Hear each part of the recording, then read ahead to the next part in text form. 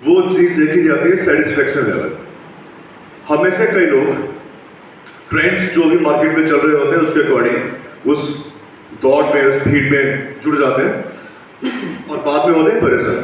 परेशान इसलिए हो पाते हैं क्योंकि वो हमारा इंटरेस्ट था नहीं, उस चीज में हमारा टेस्ट था नहीं, किसी ने हमें गाइड किया, किसी ने हमें कहा और हमने चुपचाप से उस फील्ड को फॉलो कर लिया and at the end of the day we are not satisfied. Clear? And regarding that, you might have heard the name of Leo Tolstoy. नाम सुना? He was a Russian writer as well as a philosopher. So to address this type of situation, उन्होंने एक बहुत अच्छी बात कही थी in around 1869 or 68. He said, if you're not enjoying your work, you should either change your attitude or change your job. अगर आप किसी काम में enjoy नहीं कर रहे हो, या तो अपना attitude change करो या फिर अपनी job change करो। तो अल्टीमेटली जो बात मैं आपके सामने अभी कह रहा हूं कि if you don't feel interest, if you are not interested to do something, और जिसमें आपका दिल नहीं लगता, जिस चीज पे आप पैशनेट नहीं हो, उस काम को अगर आप करते भी हो तो आप कभी भी सेटिस्फाइड नहीं रह पाओगे। राइट? जैसे हम भी अपनी यूनिवर्सिटी में बच्चों की जब प्लेसमेंट्स करवाते हैं तो प्लेसमेंट्स करवाने से पहले हम लोग बच्चों का इंटरेस्ट जानने की कोशिश करते हैं। अगर उनका इंटरेस्ट होगा तभी वो जाके आगे सस्टेन भी करेगा, अदरवाइज जॉब तो हमने दिला दिया but that job will not guarantee कि वो स्टूडेंट उसको सस्टेन या कंटिन्यू करेगा भी या नहीं।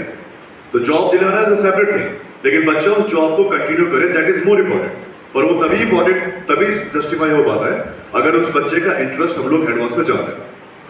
सो as far as the current scenario is concerned, see in our literature we say that we are living in 21st century, right? But according to literature, we are living in post-modern age.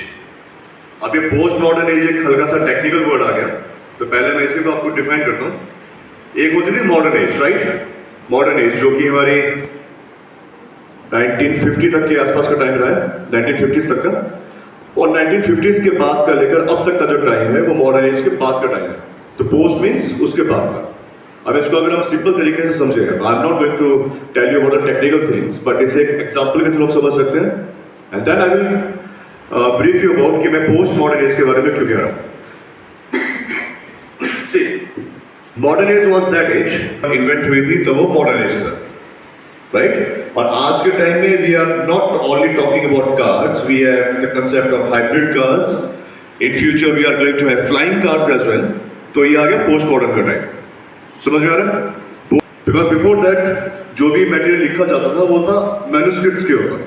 जब printing press आई, modern age, और आज के time में तो हमें books की जरूरत ही नहीं है because everything is available on internet. तो this is post modern age. So why I am discussing about the post, it all depends upon कि आपका पैशन किस चीज के प्रति है।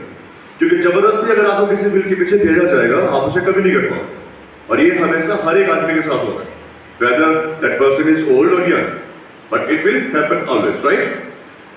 Second thing is that एक confusion हमें अपने दिमाग से निकालनी पड़ेगी जो कि एक disillusion हमें करता है, that is government sector और private sector।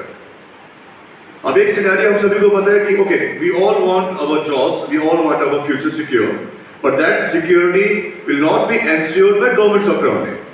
क्योंकि government sector का जो सिनेरियो हम सभी को पता है, government sector is actually becoming very hard throughout the country, not only in Himachal but throughout the country। पहले हम डिग्री करते हैं, डिग्री करने के बाद आप टैट क्लियर करोगे, टैट क्लियर करने के बाद आप कमीशंस दोगे, कमीशंस देने के बाद वो कमीशन पहली बार आएगा कब वही डिसाइड नहीं है। So government sector is really very tricky। On the contrary, private sector is growing day by day and private sector is promising us with benefits equivalent to government sector as well। आज के time में private sector में भी वो सारी facilities available है जो कि गवर्नमेंट सेक्टर में होती है। इट ऑल डिपेंड्स अपॉन कि आपका पैशन किस चीज के प्रति है। क्योंकि जबरदस्ती अगर आपको किसी फील्ड के पीछे भेजा जाएगा आप उसे कभी नहीं कर पाओगे, और ये हमेशा हर एक आदमी के साथ होता है, whether that person is old और young, but it will happen always, right? Second thing is that एक कंफ्यूजन हमें अपने दिमाग से निकालनी पड़ेगी जो कि एक डिsillusion हमें करता है, दैट इज गवर्नमेंट सेक्टर और प्राइवेट सेक्टर। अब एक सिनेरियो हम सभी को पता है कि okay, we all want our jobs, we all want our future secure, but that security will not be ensured by government sector only. क्योंकि गवर्नमेंट सेक्टर का जो सिनेरियो हम सभी को पता है, government sector is actually becoming very hard throughout the country, not only in Himachal but through out the country. पहले हम डिग्री करते हैं, डिग्री करने के बाद आप टैट क्लियर करोगे, टैट क्लियर करने के बाद कमीशन दोगे, कमीशन देने के बाद वो कमीशन पहली बार आएगा कब वही डिसाइड नहीं है. So government sector is really very tricky. On the contrary, private sector is growing day by day and private sector is promising us with benefits equivalent to government sector as well. आज के time में private sector में भी वो सारी facilities available है जो कि गवर्नमेंट सेक्टर में होती है.